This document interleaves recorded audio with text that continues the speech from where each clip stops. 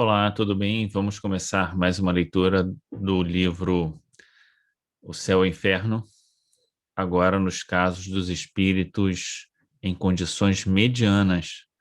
Vamos ler o segundo caso de Helene Michel, imagino que seja assim a pronúncia do nome dela, lembrando sempre que esse é um espírito que está encarnado, desencarnado em algum lugar, e a gente pede a bênção para ele, que ela, né, Helene, possa ser abençoada, possa ter a sua vida e a sua disposição de se modificar renovadas para as conquistas maiores do espírito. Assim também para você, para sua família, para todos nós que agora nos reunimos em pensamento para o estudo desse caso. Se você não viu os casos anteriores dos espíritos medianos, tem um caso só, que eu estou colocando aqui em cima, mas entrando no canal você tem todos os outros tipos de espíritos, à exceção dos felizes que a gente ainda não fez a leitura. Esse caso de Helene é um caso curto e vamos ver o que ela nos traz de aprendizados. Obrigado, Helene, pelos aprendizados dessa hora. Vamos ver então. Aqui era uma jovem, 25 anos. Vamos ver então, senhora Helene, embora fosse uma jovem, né? Vamos ver aqui o que a gente aprende com ela então.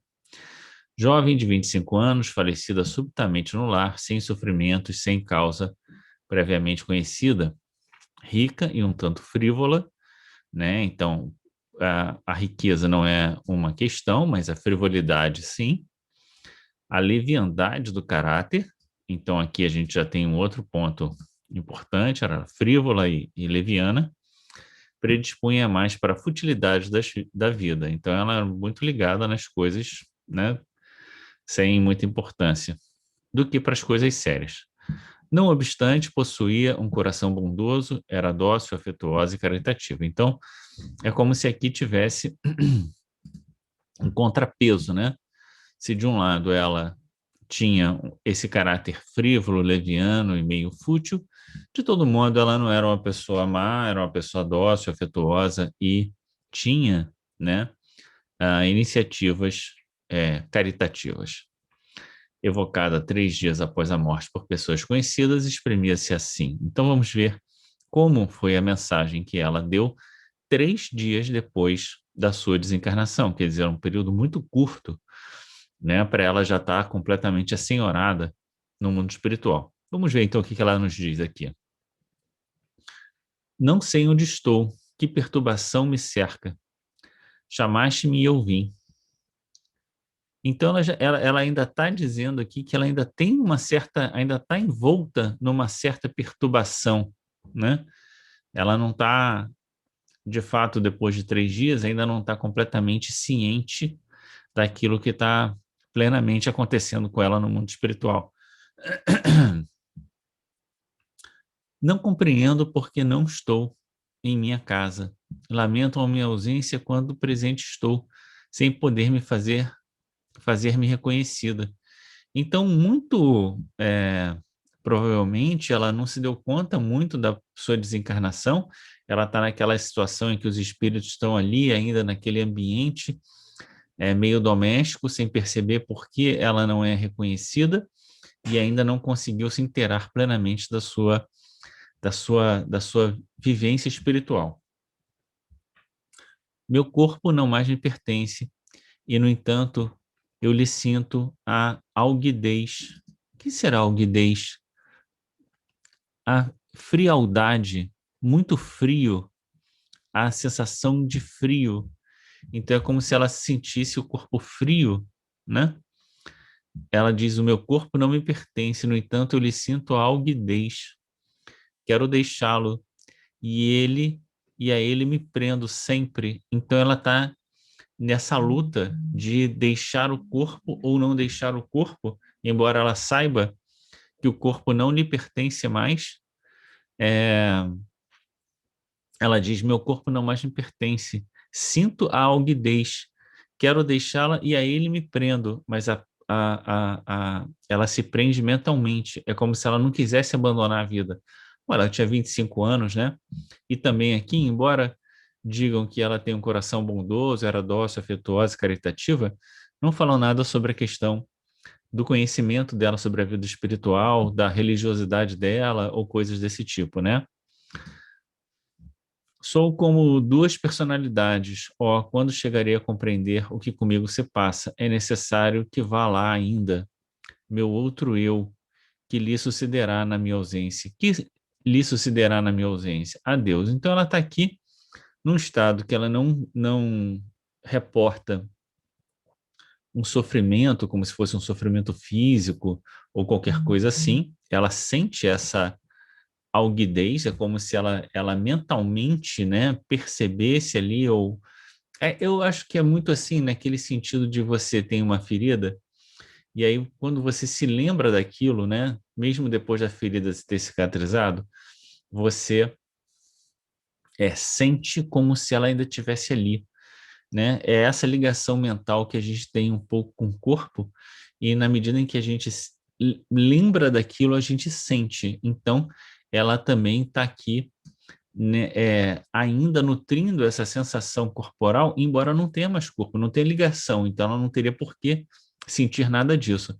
Se ela tivesse plenamente já identificada com a vida espiritual, assim como a gente vê, né, nas desencarnações, nos livros de Emmanuel, seja em Há 2000 anos, em Paulo Estevão e tudo mais, a gente vai ver que ela não precisaria, né, se ela tivesse a clara consciência do mundo espiritual, ela não estaria passando por isso. E ela então fica nesse negócio, tô lá, tô aqui, tô lá, tô aqui, não está se identificando muito bem, né? Vamos ver o que fala aqui Kardec, então, né, diante dessa mensagem. O sentimento de dualidade que não está ainda destruído por uma completa separação é aqui evidente. Então, a completa separação não é física, a completa separação é da cabeça. Caráter volúvel, permitindo-lhe a posição e a fortuna, a satisfação de todos os caprichos, deveria igualmente favorecer as tendências de leviandade. Então, ela está dizendo aqui, né, que o dinheiro, ela não tinha problema, satisfazia todos os caprichos e era, em grande parte, né, favorecia a leviandade dela, o que, de fato, aconteceu na vida dela. Não admira, pois, que tenha sido lento o seu desprendimento. Quer dizer, essas características acabaram retardando o rápido desprendimento dela, a ponto de 3 dias após a morte sentir-se ainda ligado ao invólucro corporal.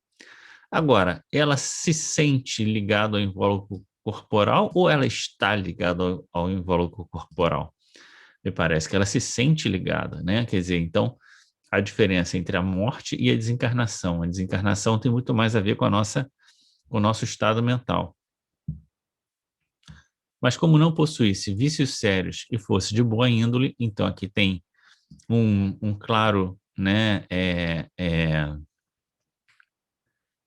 como diz, né, quando no agravante ou atenuante, né, essa situação nada lhe tinha de penosa, embora ela não tivesse gostando muito, né, e não deveria prolongar-se por muito tempo. Evocada novamente depois de alguns dias, as suas ideias estavam já muito modificadas. Eis o que disse. Então ele não diz exatamente quantos dias foram, né? Mas está aqui alguns dias, um tempinho depois, sei lá, uma semana, 10 dias, não dá para saber. Mas provavelmente menos de um mês, né? Senão ele teria dito um mês depois, né? Mas vamos ver o que ela vai dizer, isso que é o mais importante. Obrigada por haver desorado por mim. Reconheço a bondade de Deus que me subtraiu aos sofrimentos e apreensões consequentes do desligamento do meu espírito. Então agora, passados aí um tempinho a mais, ela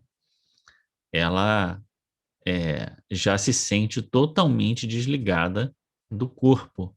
E veja, ela acusa aqui, né, sofrimento e apreensão.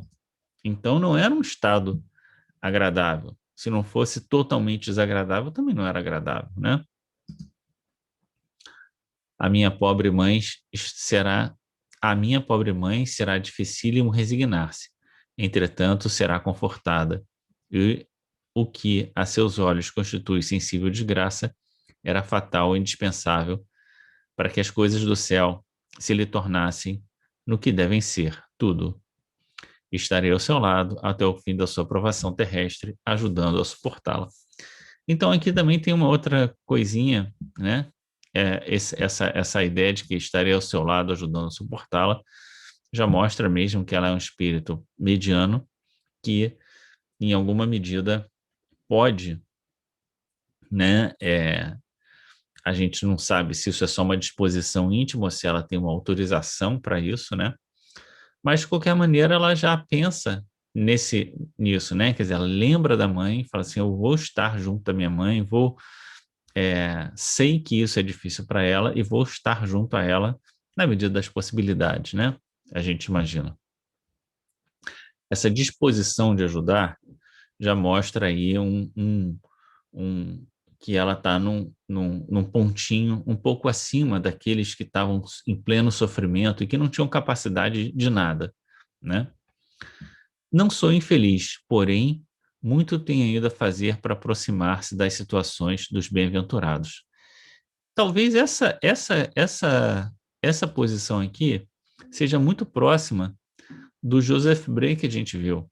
Ele diz que ele foi um homem correto no mundo, mas não correto diante de Deus. Ela se vê, né, não se vê totalmente infeliz, não sou infeliz, mas sei que tem ainda muita coisa para resolver, né?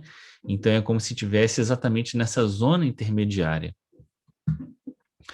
Pedirei a Deus que me conceda voltar à Terra para a reparação do tempo que aí perdi nessa última existência. Então, esse elemento é talvez um dos elementos mais importantes para a gente observar, né? Quer dizer, na medida em que ela gastou tempo em coisas levianas, fúteis, frívolas, ela perdeu tempo de coisas sérias e importantes que ela podia fazer, né? Então ela pede a Deus a possibilidade da reparação, principalmente do tempo, né? Do tempo que passou. A fé vos ampare, meus amigos. Confiai na eficácia da prece, mormente quando partida do coração. Deus é bom. Então, eficácia da prece, tema absolutamente recorrente aqui nas nossas leituras desses casos, a importância de se orar pelos outros e por nós mesmos, né? Bom, então vamos ver aqui as perguntas que são feitas ao espírito Hélène. Levaste muito tempo a reconhecer-vos? Compreendi a morte no mesmo dia que orastes por mim. Olha a importância aqui da oração, né? Talvez naqueles 3 primeiros dias, quem tenha feito oração por ela tenha feito uma oração puramente formal, aquelas orações repetidas e que não devem ter causado, de fato, nenhum efeito sobre ela. Quando a prece foi uma prece feita com sinceridade, isso contribuiu aí sim decisivamente para o seu despertar no mundo espiritual. Isso que é importante, né? Era doloroso o estado de perturbação, porque ela acusou pelo menos 3 dias, né? Não, eu não sofria, acreditava sonhar e aguardava o despertar. Então, veja que aqui ela diz que não sofria, mas aqui atrás, vamos dizer, vamos ver aqui, onde é que está? Aqui, ó. Que me subtraiu sofrimentos e apreensões. Então, por mais que ela diga aqui que ela não sofria e acreditava sonhar, não era um sonho tranquilo, era um sonho apreensivo, né? A gente pode dar o nome que quiser, dizer que isso é sofrimento, não é sofrimento, mas não era de todo um sonho tranquilo, né? Mas ela não estava... e aí fica um pouco para cada um entender da forma que quiser, porque é sofrimento, não é sofrimento, é angústia, é sonho, é um sonho meio perturbado, é um estado de perturbação, é assim que a gente deve entender nesse conjunto é, é, de sentimentos que, no estado de perturbação, né, quer dizer, ele vai acontecer até que o espírito consiga se inteirar-se completamente do mundo espiritual. Então, na medida em que ele ainda se sente ligado ao corpo material, ainda que ele não sabe se está encarnado ou desencarnado, quer falar com as pessoas, isso tudo configura o estado de perturbação e que vai trazer essa angústia, mesmo que ela diga que isso depois aparece só como se fosse um sonho para ela, né? Porque ela conseguiu agora estar completamente lúcida, né, na vida espiritual. Vamos continuar aqui. Minha vida não foi isenta de dores, mas todo ser encarnado nesse mundo deve sofrer. Resignando-me à vontade de Deus, a minha resignação foi por ele levada em conta. Então, olha que é importante, né? A resignação é um dos pontos mais comentados no capítulo 5 do Evangelho segundo o Espiritismo, quando fala que a forma da gente sofrer, né, de passar pelos sofrimentos, as dificuldades da vida, é, em grande parte, resignar-se quando não temos condições de modificar aquela realidade. E ela se resignou, né? Ao invés de ela dizer, não, quero voltar para o meu corpo, por que que eu morri? Ela disse, pronto, isso aconteceu porque tinha que acontecer, como ela comenta, né? Vou ajudar a minha mãe a suportar essas dificuldades e vou seguir minha vida. Então ela se resignou e essa resignação foi levada em consideração. Grata vos sou pelas preces que me auxiliaram no reconhecimento de mim mesma, né? Já comentamos sobre isso. Obrigado, voltarei sempre com prazer. Adeus. Então a gente vê que ela é um espírito de fato mediano, porque ela, ao mesmo tempo que já dá amostras da vontade de ajudar, da resignação diante do sofrimento que é porque ela passou, o reconhecimento, né, que ela tem das suas faltas, ela não diz assim, mas ela sabe que ela perdeu um tempo com coisas que não eram as mais importantes. Tudo isso coloca ela num patamar e ainda mais, né? As disposições positivas que já tinham no seu espírito. Tudo isso a coloca num patamar um pouco superior, né? A todos aqueles que a gente viu endurecidos e, e em sofrimento, né? Ela já está numa condição ali de mais clareza, mais esclarecimento. É importante a gente perceber que, mais uma vez, né, ela se reporta à mãe encarnada, mas não se reporta a nenhum parente desencarnado, né? E ela e também não é feito nenhuma menção sobre o conhecimento religioso que ela tinha, como se os atos caritativos que ela fez fossem independente exatamente da cultura religiosa na qual ela viveu ou não viveu, né? Se por um lado não há um reforço nessa ideia, por outro também não há um reforço, como em alguns outros casos, inclusive no Joseph Bré, que a gente acabou de ler na, na leitura anterior, né? De que ele não acreditava muito, né, na vida que seguia, alguma coisa assim, tem esse comentário, né? Como se ele fosse um pouco descrente. Não é o caso dela, né? Aqui não parece que o problema dela seja descrença, né? Se por um lado não tem a ideia de que ela era crente, também não aparece a ideia que ela era descrente, e os problemas relativos à descrença não pesam sobre ela.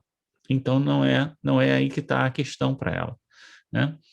Mas vemos aí mais um caso então de um espírito mediano e vamos pensar sobre isso, né? Quer dizer, principalmente a questão do tempo perdido é um ponto importante da gente pensar.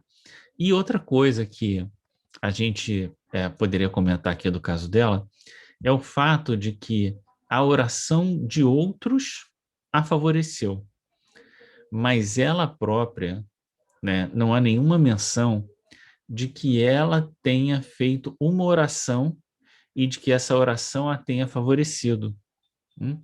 Então é muito importante a gente lembrar disso, principalmente, né, pensando nessa condição mediana de dizer assim, poxa, eu sei, mas agora eu vou não apenas me resignar, não apenas pensar, mas eu vou orar e pedir para Deus e abrir a minha visão para o mundo espiritual. O que ajudou, né, a clarear a sua visão espiritual foram duas coisas importantes. O fato do bem que ela já tinha feito, né, e o outro, a oração que fizeram por ela, mas ela própria não fez oração por ela. Então, esse é um outro pontinho que me parece importante da gente prestar atenção, para que a gente não deixe passar também, ah, não só quando outras pessoas desencarnarem, lembrar de orar sempre por elas, mas também por nós mesmos. E principalmente a ideia de cultivar a prática da oração, né? De nada adianta a gente saber que a gente eventualmente um dia vai precisar fazer uma oração por nós mesmos, mas como a gente nunca fez, a gente pode se sentir sem recursos para fazer isso, né? Então, utilizar a oração no nosso dia a dia, né, como um recurso de autoesclarecimento, de busca de sintonia com o mundo espiritual, né, de amparo àquelas pessoas que nós sabemos em necessidade e principalmente, né, orar por aqueles que nos perseguem e caluniam, como Jesus nos falou, sede perfeitos, como perfeito é o Pai, que faz o sol, né, que brilha agora aqui na minha janela, é, o sol se irradiar para os justos e os injustos, e por isso nós também devemos fazer o bem, se não pudermos fazer o bem, pelo menos orar por aqueles que nos perseguem e caluniam. É isso. Vamos ficar por aqui. Um grande abraço, fica com Deus e até a próxima leitura. Tchau.